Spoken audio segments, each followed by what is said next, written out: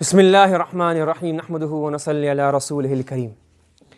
Now, in this lesson, I want to discuss further discussion of Irab, two concepts, Irab and Hala. Irab and Hala.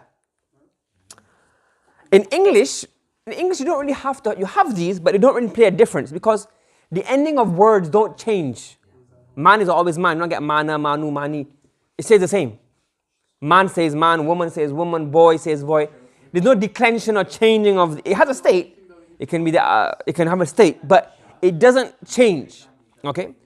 So a noun comes in a grammatical function, has a state depending on what its grammatical function is. If it's a fa'il, it'll have a grammatical state. If it's maf'ul bihi, it'll have a grammatical state. If it's a majroor of a harf jar, it'll have a grammatical state. If it's whatever it is, depending on the different grammatical states or whatever grammatical state a noun is functioning, wherever the grammatical function is, according to that we'll have a state. Does that make sense? Yes? Now in English we call these what? Cases.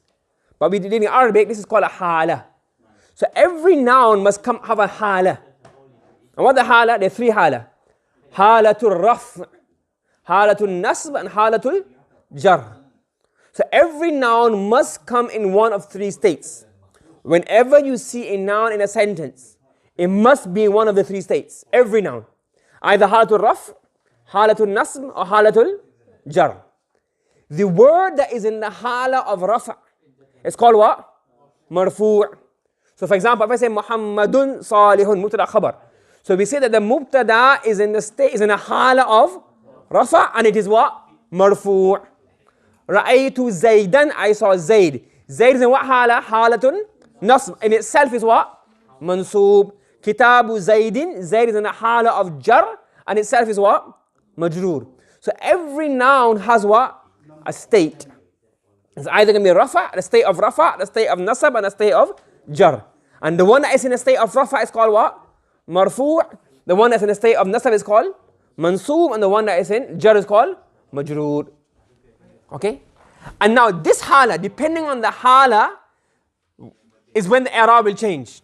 So the noun in the hala to raf' will have a different i'rab, meaning the last word will change. Depending on the last letter of the word will change depending on its what? Grammatical function. So if it's a fa'il, it means halatul raf'. If it's what? Maf'ul, halatul nasb. If it's majroor, it will be halatul jar. Correct? And this will then make its ending change. You following? So what we're saying here, summarizing, we're saying here that every Arabic noun must have what? When it comes to the sentence, it must have what? A state. This state is called what? A hala. And how many halat are they? Three. A rafa' and nasab and al-jar. A noun in the rafa' state is called marfu'. A noun in the nasab state is called mansoob. And a noun in the jar state is called majroor. You got that? Okay?